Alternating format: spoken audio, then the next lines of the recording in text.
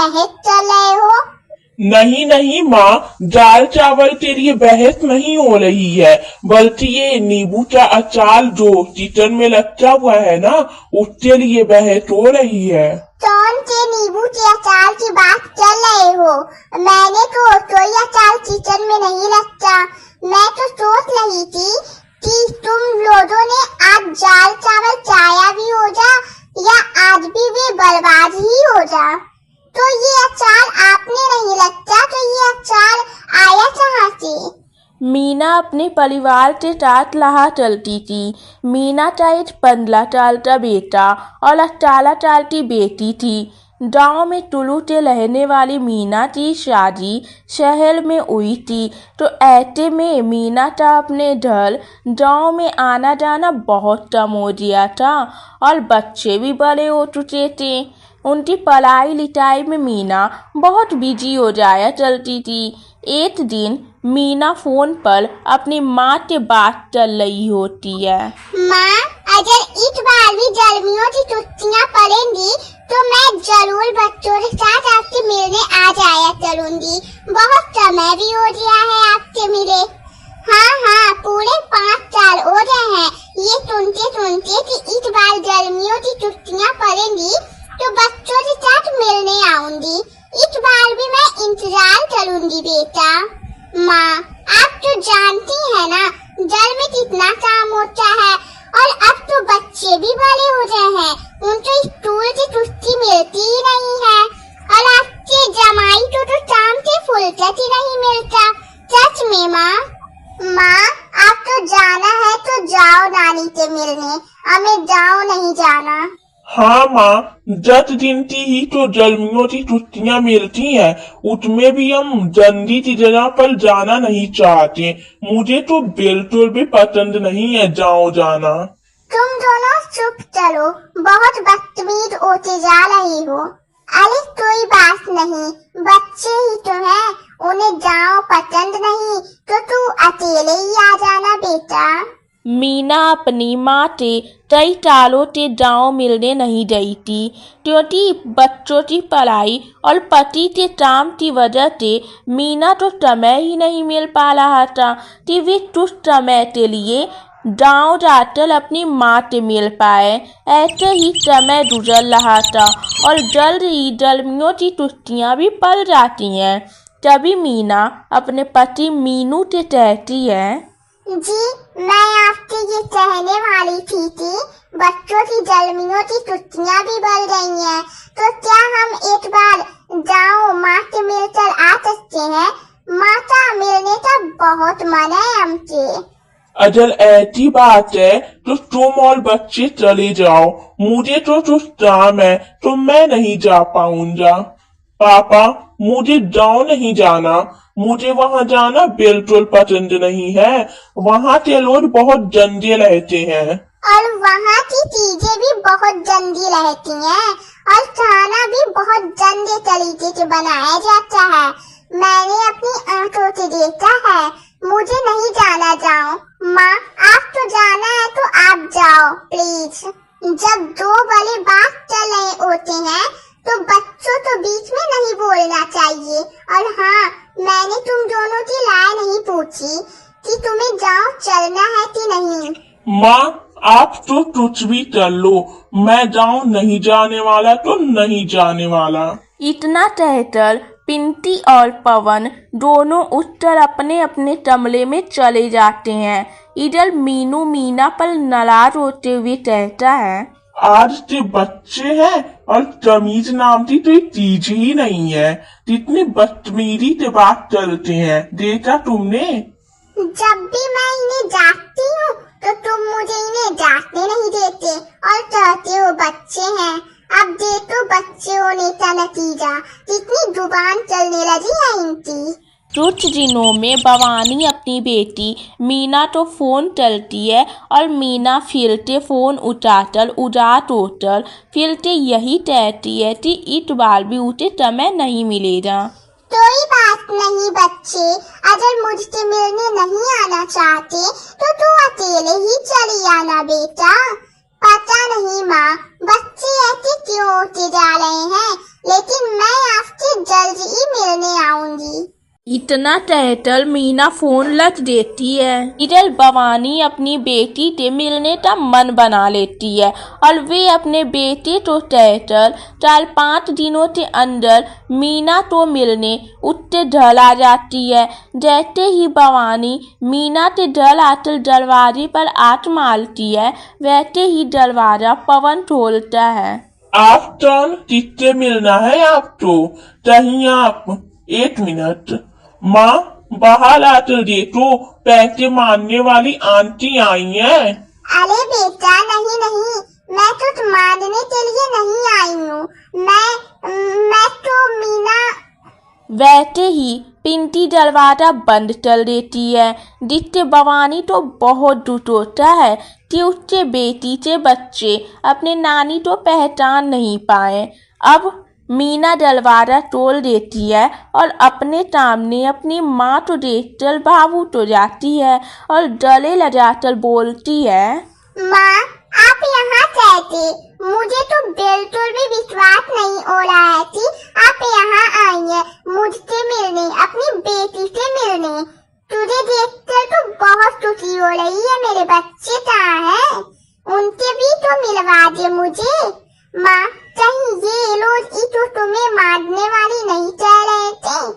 नहीं नहीं, सच में कोई मारने वाली आई थी और वे तो अब चली भी गई। मैंने उसे थोड़े से पैसे दे दिए थे। कितने बड़े हो गए हैं मेरे बच्चे। पिंकी तो बिल्कुल तुझ पर गई है। पिंटी और पवन अपनी नानी भवानी तो नमस्ते भी नहीं चलते और उन्हें देखकर डूल डूल बांधने लगते हैं क्योंकि भवानी गाँव से थी और उससे चपले भी जन देते। मीना अपने बच्चों के व्यवहार से बहुत दुखी हो जाती है, फिर अपनी माँ की आने की खुशी में उनकी मेहमान नवाजी में लग जाती है। तेरा जल तो बहुत ही सुंदर है। ना जाने अगली बार कब मिलने आऊं। कुछ महीने रह कर जाना माँ प्लीज, मुझे बहुत अच्छा लगेगा। तो नहीं होती थोड़े समय तक रह कर जाऊं, लेकिन घर का काम भी तो देखना है। तुझे पता है आजकल के बच्चे कहाँ तो सुनते हैं। मीना अपनी माँ के साथ खुश होती है लेकिन पवन और पिंटी अपनी नानी के साथ बैठते भी नहीं है और ना ही उनके सीधे मुंह बात चलते हैं। अगली सुबह मीना की तबीयत खराब हो जाती है जिसके कारण मीना बच्चों के लिए दाल चावल बना देती है।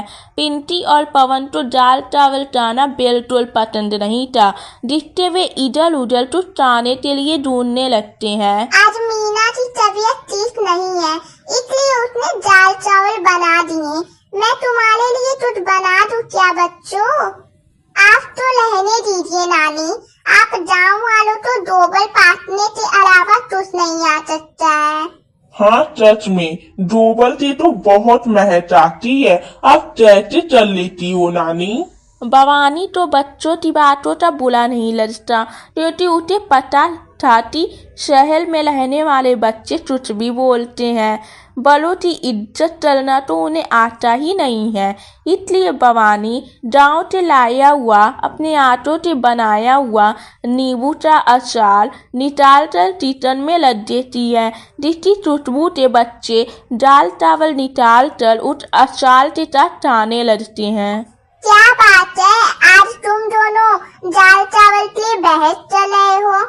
नहीं नहीं माँ, दाल चावल के लिए बहस नहीं चल रहे हैं बल्कि ये नींबू का अचार जो किचन में लच्चा हुआ था ना उसके लिए बहस हो रहा है। कौन से नींबू के अचार की बात चल रहे हो? मैंने तो कोई अचार नहीं लच्चा किचन में। मैं तो सोच रही थी तुम लोगों ने दाल चावल खाया भी होगा कि वे भी आज बर्बाद होने वाला है। तो ये अचार आपने नहीं लच्चा तो आया कहाँ से? कहीं ये नानी ने तो नहीं लच्चा? अब पवन और पिंटी को पता चलता है कि जिस अचार के लिए वे दोनों बहस कर रहे थे वे नानी के आग का बना हुआ नींबू का अचार है। दोनों तो वे अचार बहुत पसंद आता है। तभी पिंटी अपनी नानी से बहुत प्यार से कहती है, नानी मैं तो चाहती हूँ कि आप 2-3 महीने यहीं रह जाओ और नींबू का अचार बना चल जाना। मुझे आपके हाथों का नींबू का अचार बहुत पसंद आया। माँ के हाथ का खाना खा चलना, तुम दोनों का दिमाग सही हो गया है। नानी प्लीज आप नींबू का अचार बना चली जाना, वरना हम आपको जाने नहीं देने वाले। अच्छा, नानी के आटो का नींबू का अचार क्या खाया? तुम दोनों ने तो मेरे ही तारीफ करना शुरू कर दिया। देखा ना नानी के आटो का जादू। हाँ, ये तुम मानना ही पड़ेगा नानी, सच में आपके आटो में जादू है। जिस जाल चावल को हम सालों से आज तक नहीं लगाते, आज मजबूरन हमें खाना पड़ रहा है, और खाने के बाद तो ऐसा लग रहा है जैसे वही चाहते रहे, लेकिन आपके नींबू के अचार के साथ नानी।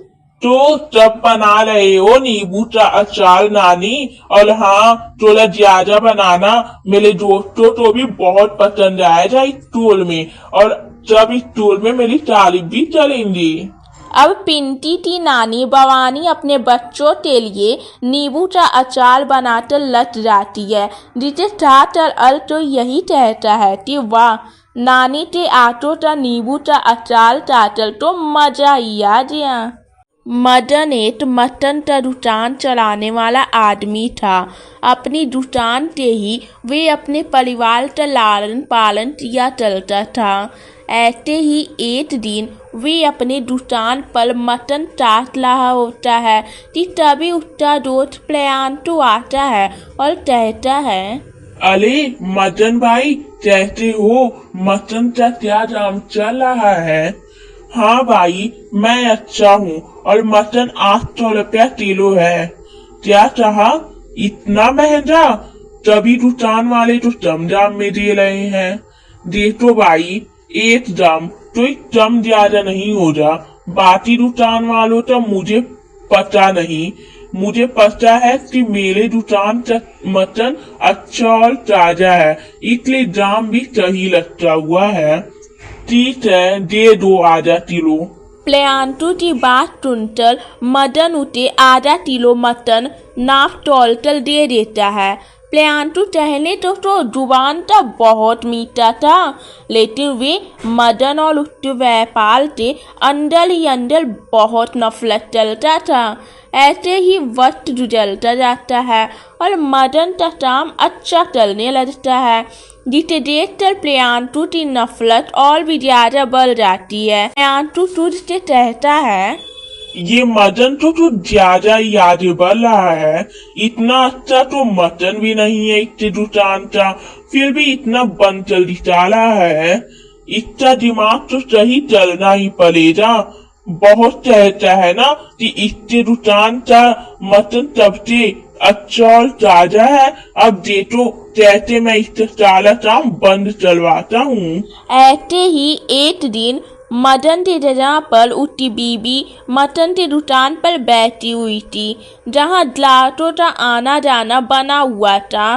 तभी उसकी दुकान पर नकली आटू लिए प्रियांशु आता है और कहता है, अरे नीलम भाभी गजब हो गया, आज वे लल्लन भाई मिला था, उसने मुझे बताया कि मदन भाई तो बहुत सोच लगी है आज। क्या?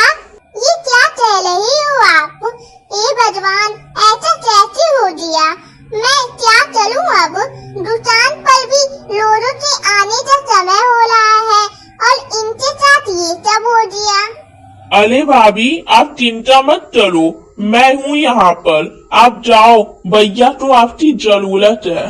परेशान होती हुई नीलम जल्दी से जल पहुंचती है और वे देखती है कि मदन बिल्कुल ठीक है। उसके बाद नीलम उसे सारी बात बताती है। दोनों पति पत्नी जल्दी से अपनी मटन की दुकान पर जाते हैं। तभी प्रियांशु बोलता है, अरे भैया तुम आ गए, तुम तो बिल्कुल ठीक हो। लल्लन ने जो मुझे बोला था वे मैंने भाभी तो बोल दिया, लगता है वे नशे में था, माफ करना, गलती हो गई। हाँ ठीक है, कोई बात नहीं, अपना काम तो हो गया। अब देखना तेरी दुकान और तेरा नाम कैसे बदनाम चलता हूँ मैं।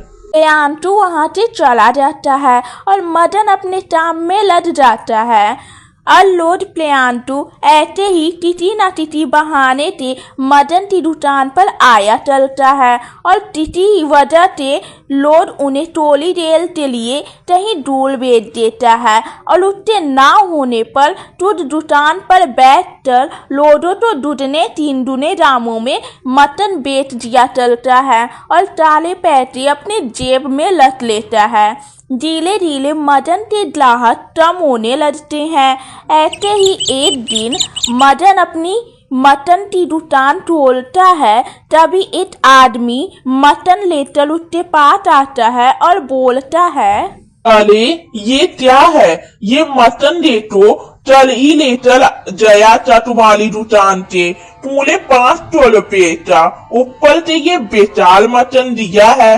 अरे इस मटन तो खाकर मैं और मेरा परिवार अगर बीमार पड़ गया तो पैसे तुम देते?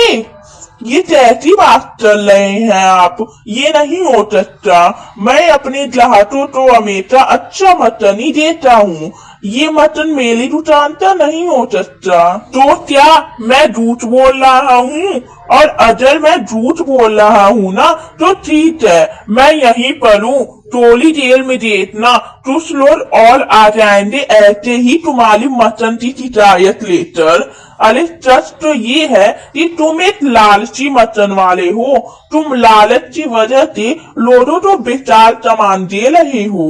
उस आदमी से इतना बोलते ही कुछ और लोग ऑटो में मटन तो लेकर मदन की दुकान पर आते हैं और वे भी वही बात बोलने लगते हैं जो वे आदमी बोल रहा था।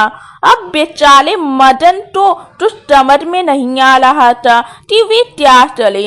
वे सभी लोग जोर जोर के चिल्ला चिल्ला कर दुकान से आगे अंजामा चलने लगते हैं और वहाँ भीड़ जमा कर लेते हैं।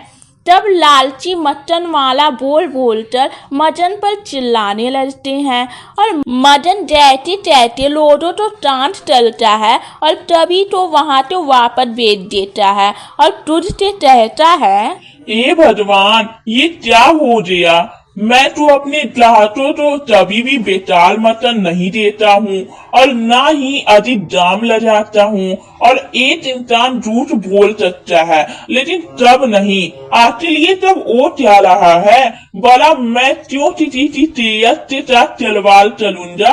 आखिर कौन है जो मुझे सबकी नजरों में लालची मटन वाला साबित चलना चाहता है? इस बात का पता तो लगाना ही होगा। इतना सोचकर मदन वापस के मटन काटने लगता है, लेकिन इस अंजामे के बाद ग्राहकों का आना बहुत कम हो जाता है और हर तरफ मदन के लालची मटन वाला होने की बात फैल जाती है। दुकान अच्छा ना चलने की वजह से घर की हालत भी खराब हो जाती है। ऐसे ही एक दिन प्रियांटू मदन की दुकान पर आता है और बोलता है, अरे मदन भाई, नीलम भाभी ने तुम्हें घर पर बुलाया है। तिथि पर जस चलना गलत है, पर ये प्रियांटू इसी टाइम रोज मेरी दुकान पर आता है और तिथि न तिथि बहाने से मुझे दुकान से भेज देता है। कहीं जो कुछ हो रहा है उसमें इच्छा तो नहीं है, मुझे पता लगाना होगा। अरे क्या हुआ मदन भाई, कुछ बोलते क्यों नहीं हो? हाँ जाता हूँ, तुम जरा दुकान देखना, मैं आया। इतना कहकर मदन वहाँ से चला जाता है और चुप कर प्रियांटू पर नजर रखता है। तभी प्रियांटू तुझ से कहता है, ये कितना बेवकूफ आदमी है, मैं हमेशा इसे तिथि न तिथि बहाने से यहाँ से भेज देता हूँ, फिर इससे जाते ही अपना काम चलता हूँ। इससे मटन में मिलावट चलता हूँ, साथ ही ग्राहकों से दाम बढ़ा कर लेता हूँ और सारा पैसा अपने जेब में डाल लेता हूँ। इतना कहकर प्रियांटू मिलावट चलना शुरू कर देता है। ये सब चलते हुए मदन उसे देख लेता है। कुछ देर बाद वे दुकान पर वापस आता है और प्रियांशु वहां से चला जाता है।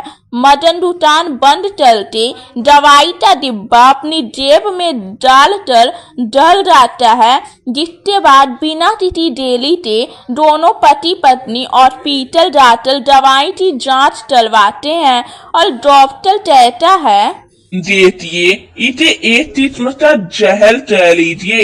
इसे किसी भी जानवरों में लगा दिया जाए तो उसका मांस सलाब हो जाता है, और यदि उस मांस को खा लिया जाए तो इंसान जरूर बीमार पड़ जाएगा। यहाँ तक कि वे इतना बीमार पड़ सकता है कि उसकी जान भी जा सकती है। डॉक्टर की बात सुनकर मदन और नीलम वापस से अपने दुकान पर आते हैं और देखते हैं कि बचा हुआ सारा मटन डंडे तलीटे से बेकार हो गया है। ऐसे ही अगली शाम प्रियांशु फिर से मदन की दुकान पर आता है और उन दोनों पति पत्नी को देख कर कहता है, क्या बात है भैया जी, आज तो आप दोनों एक साथ हैं। बहुत अच्छा लग रहा है आप दोनों तो एक साथ देख कर। भगवान करे आपका ये दुकान ऐसे ही चलता रहे। अरे मुझे याद आया, मैं तो यहाँ आपको कुछ बताने आया था। वे गाँव का सेठ है ना, उसने आप दोनों को बुलाया है। उनके यहाँ दावत है तो कुछ मटन का ऑर्डर देना था उन्हें। उन्होंने चाहा था कि आज आप दोनों को भेज दूं। एक बार आप वहाँ पर जाकर देख लीजिए, दुकान तो मैं देख ही लूंगा। प्रियांशु की बात सुनकर मदन और नीलम चुपचाप वहां से चले जाते हैं। उनके जाते ही प्रियांशु जैसे ही जहर वाला इंजेक्शन मटन में मिलाता है, तभी मदन और नीलम उसे पकड़ लेते हैं और प्रियांशु की आवाज निकल जाती है। तभी मदन प्रियांशु से बोलता है, अरे शर्म आनी चाहिए तुम्हें, ये सब चलते हुए तुम्हारी वजह से कोई मुझे लालची मटन वाला बोल रहा है, और दोस्ती में यकीन किया था मैंने, इसलिए सारी दुकान तुम्हारे भरोसे तोड़ देता था, और तुमने ये सब किया। अब देखो कहते मैं तुम्हें जेल की हवा खिलाता हूँ, और जो कुछ तुमने किया है वे गैर कानूनी है। अरे लालच तो फिर भी ठीक था, लेकिन तुमने तो लोगों की सेहत के साथ भी खिलवाड़ किया है। जेल तो तुम्हें जाना ही होगा, समझे। पुलिस का नाम सुनकर तो प्रियांशु की हालत खराब हो जाती है और वे अपने किए की मदन और नीलम से माफी मांगने लगता है, पर दोनों इसे माफ नहीं करते। नीलम तुरंत पुलिस को फोन करके बुला लेती है और पुलिस प्रियांशु को जेल के अंदर बंद कर देता है। साथ ही लोगों की नजरों में मदन का बदनाम हुआ नाम चमकने लगता है और मदन वापस से अपनी दुकान चलाने लगता है।